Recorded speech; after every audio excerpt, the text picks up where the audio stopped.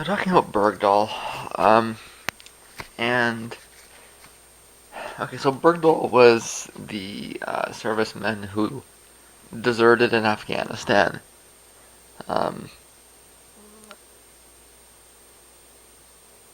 and was captured by the Taliban, and held captive there for I believe it was 5 years. And the media, is making a big deal about the process that was used, and the idea that I believe it was a transfer initially that put the process through. They didn't send it to Congress due to time issues, and sections of the media were upset that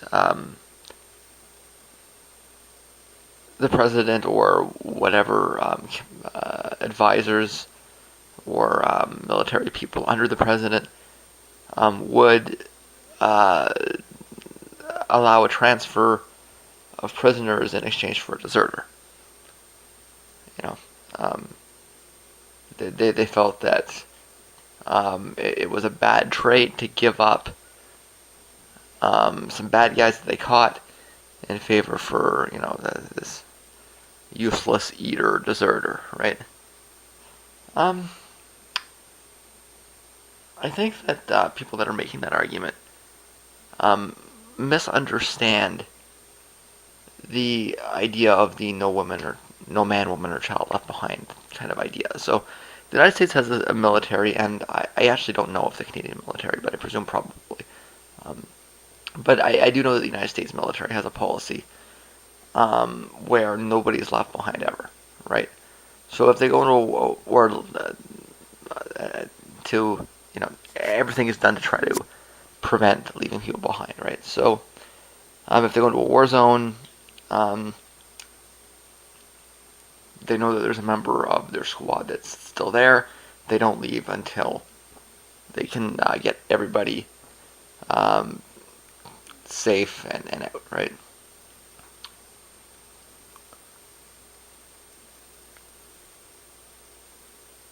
You have to put this policy um, in the proper context, which is that it's also meant to prevent desertion. And that's kind of what I wanted to point out about it. If you look at the United States military history, you have situations where um, you had conscription armies or armies that had a lot of conscripted soldiers in it.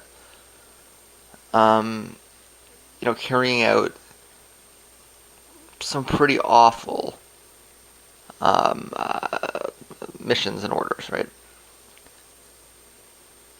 So for that reason, there has to be a really strong emphasis on the prevention of desertion.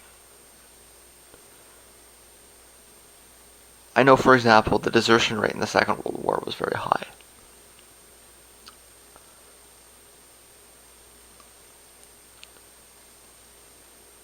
And when you look at the conflicts that exist today, while these soldiers may not be conscripted, they may not fully understand what they're doing until they actually get on the ground and start doing it.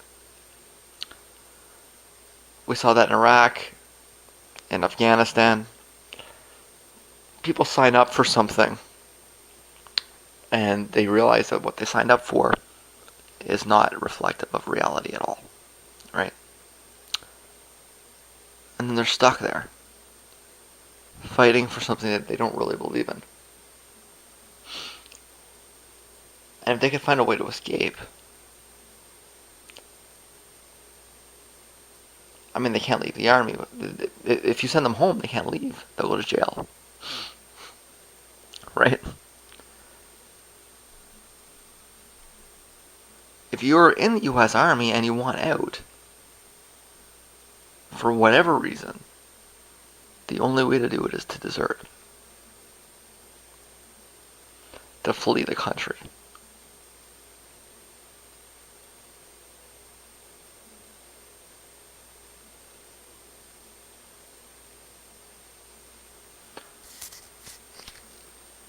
It's the solid reality of the situation, right?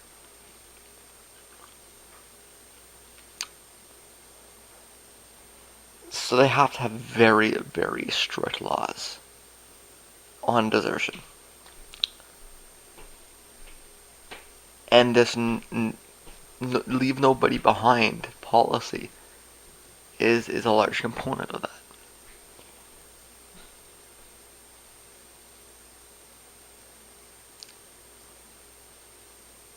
What they're saying in being aggressive and getting this deserter back is that you can't get out. That they will hunt you down. They will find you in the, you know, they will find you in the uh, grip of the Taliban. They will drag you out and they'll bring you home where you can stand trial.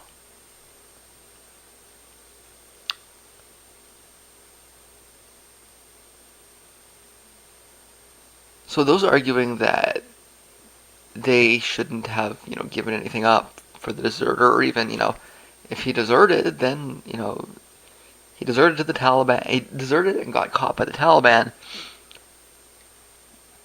He's getting what he deserves. People that are making this argument are missing the point, which is that the military has to send the message to service people that they will track you down, that you can't get away, that there is no escape.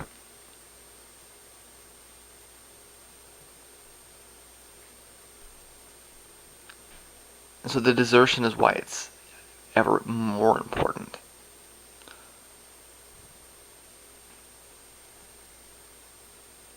To bring them home.